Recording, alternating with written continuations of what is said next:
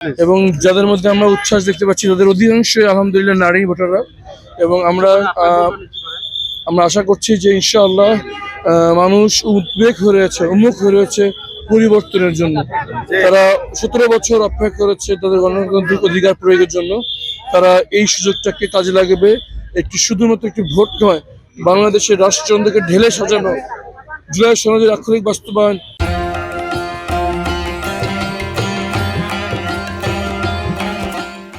এবং একটি নতুন বাংলাদেশের সূচনা তারা 12 তারিখ করবে। মানুষ চায় উৎসবমুখর পরিবেশে ভোট দেওয়ার জন্য। অন্তর্বর্তী সরকারকে আহ্বান জানাবো যেন এটা নিশ্চিত করা হয় ইনশাআল্লাহ। কি ধরনের প্রতিশ্রুতি দিচ্ছেন ভোটারদের নির্বাচিত হওয়ার পর? আসলে আমরা সবার আগে নিশ্চিত করছি জবাবদিহিতা। নির্বাচিত হওয়ার পর জনপ্রতিনিধিদেরকে খুঁজে পাওয়া যায় না। জনগণকে আমাদের কাছে না, আমরা জনগণের কাছে যাবো। আমাদের সরকারি বরাদ্দ এবং ব্যয়ের পুঙ্খানুপুঙ্খ হিসাব আমরা প্রতি 6 মাসে জনগণের কাছে প্রকাশ করবো।